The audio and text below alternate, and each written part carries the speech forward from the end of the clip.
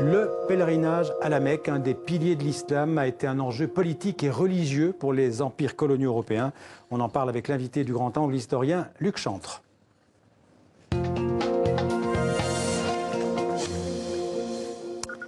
Bonjour Luc Chantre. David Lambrach, bonjour. Alors vous êtes donc historien, vous êtes aussi enseignant à l'université de Toulouse et aussi chercheur au CEFAS, qui est le Centre français d'archéologie et de sciences sociales à Koweït. Alors vous publiez donc aux éditions de la Sorbonne Pèlerinage d'Empire, une histoire européenne du pèlerinage à la Mecque, un livre passionnant sur un sujet un peu oublié dans les sables de l'histoire, si j'ose dire. Pendant plus d'un siècle, plusieurs États européens, les empires coloniaux européens en réalité, notamment britanniques et français, ont organisé, encadré, favorisé ce fameux pèlerinage à la Mecque, le Hajj en arabe, de 1840 environ aux années 1960. Alors d'abord, ce livre, c'est un prolongement de votre thèse de doctorat, donc sur le pèlerinage à la Mecque à l'époque coloniale. D'où vous vient cet intérêt, cette passion qui a pris, je crois, 10 ans de votre vie pour ces pèlerinages d'empire, pour reprendre le titre de votre livre? Tout à fait. Disons que c'est une découverte d'historien que j'ai pu faire. Vous savez, très souvent, on pense que ce sont les historiens qui font l'histoire, et parfois c'est plutôt l'histoire qui fait les historiens.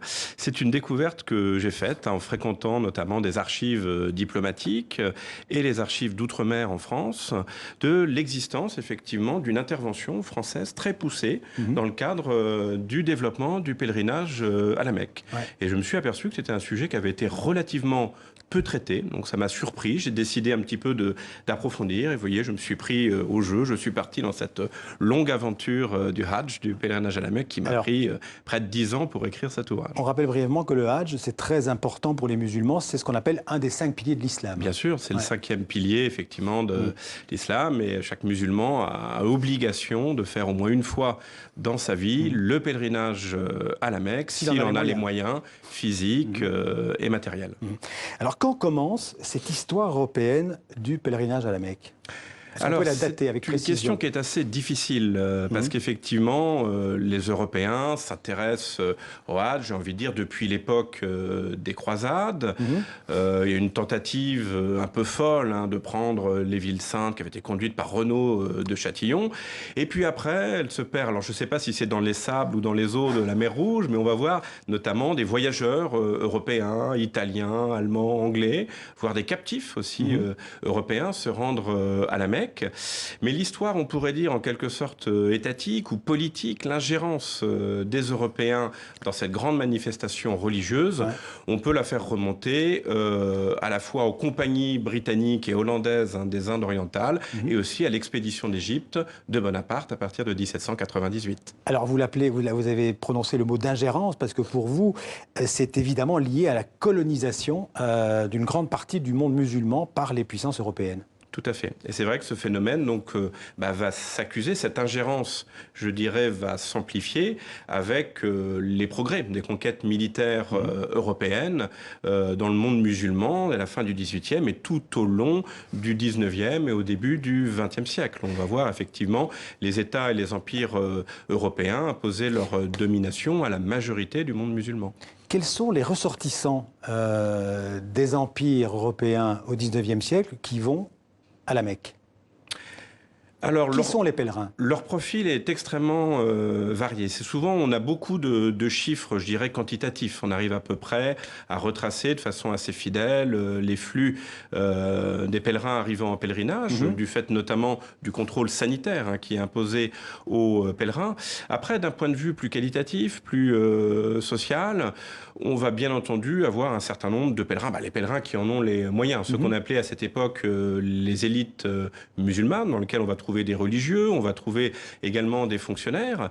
Qui viennent essentiellement de Tunisie, d'Algérie. Alors, qui viennent effectivement, pour le cas français, de Tunisie, d'Algérie, et puis après du Maroc, et de plus en plus de l'Afrique occidentale, mais n'oublions pas également les Comores, n'oublions pas Djibouti.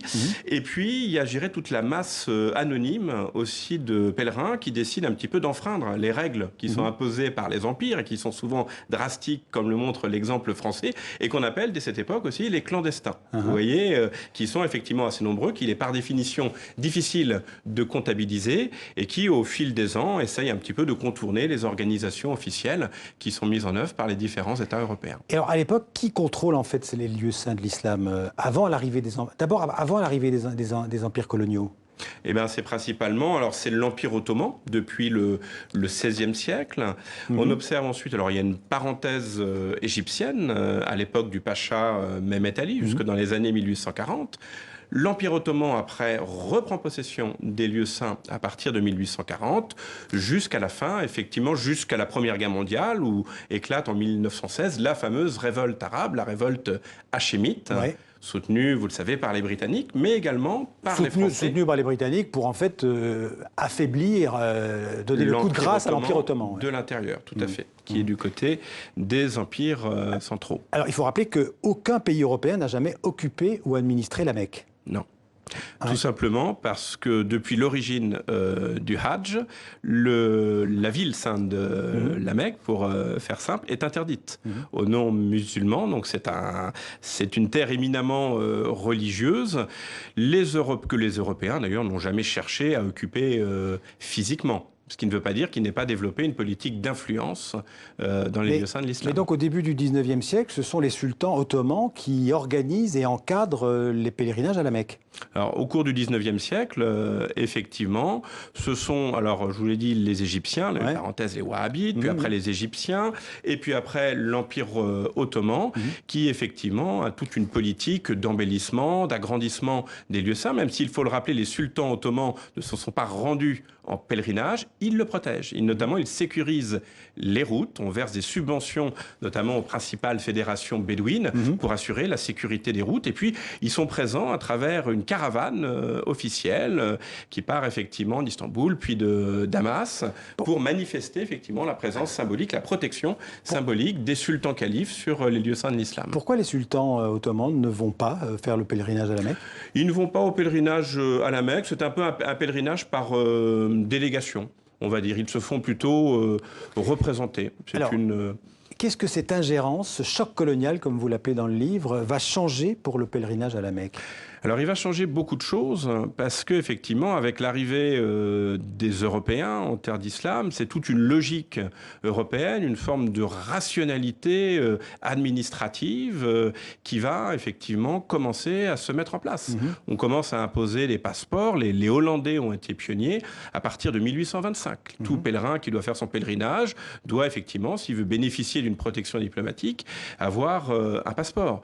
L'arrivée des Européens aussi dans le pèlerinage est lié à un phénomène technique, à une véritable révolution technique, qui est l'introduction de la navigation à vapeur, qui va devenir progressivement le principal moyen de locomotion des pèlerins et qui progressivement va remplacer l'ancienne caravane terrestre. Ce qui veut dire que ça va multiplier aussi le nombre de pèlerins. Exactement. Et donc, en même temps qu'il multiplie les pèlerins, risque en même temps de multiplier le risque d'exposition aux grandes épidémies que sont le choléra et la peste. Vous en parlez longuement dans le livre, c'est que ce pèlerinage à la Mecque représente aussi pas mal de risques pour les puissances européennes.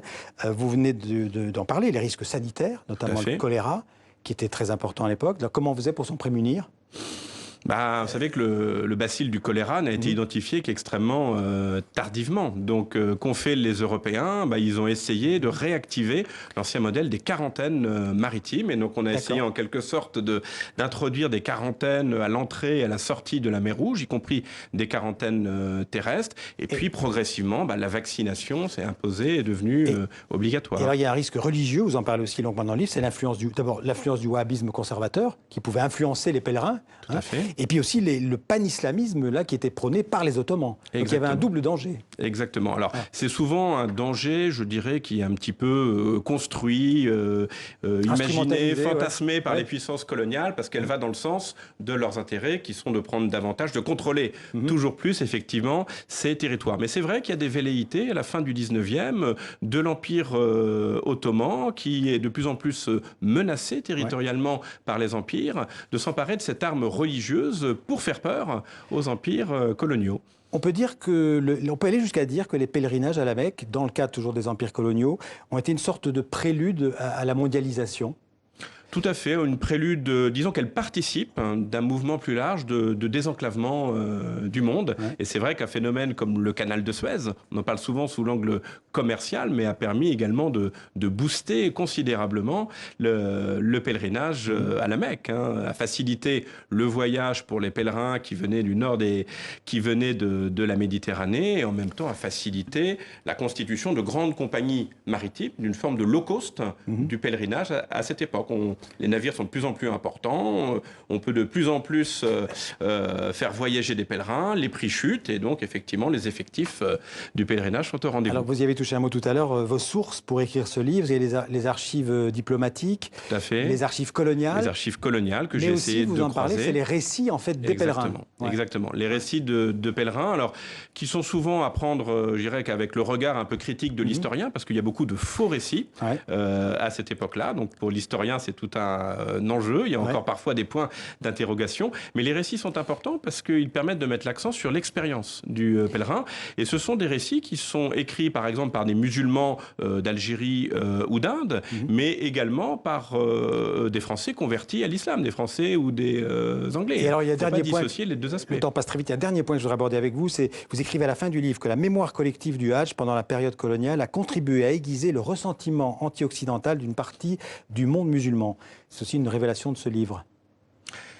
C'est vrai qu'effectivement, l'emprise de l'Europe de fait sur les transports de pèlerins, sur également les hôtelleries et puis plus largement sur l'imaginaire du pèlerinage, parce que ces empires européens se veulent des puissances musulmanes, surtout après l'abolition du califat en 1924. Effectivement, une certaine forme de ressentiment a pu, très vif, a pu se faire ressentir en Inde et en Afrique vis-à-vis de ces puissances non musulmanes qui, en quelque sorte, se prenaient pour le calife à la place du calife. Et ça a participé, effectivement, de mouvements de contestation politique assez forts à partir des années 1930 jusqu'aux indépendances. Merci Luc Chantre. Je renvoie votre livre pour nous rappeler que cette histoire des pèlerinages à la Mecque, c'est aussi une histoire européenne. Merci beaucoup. C'était aux éditions de la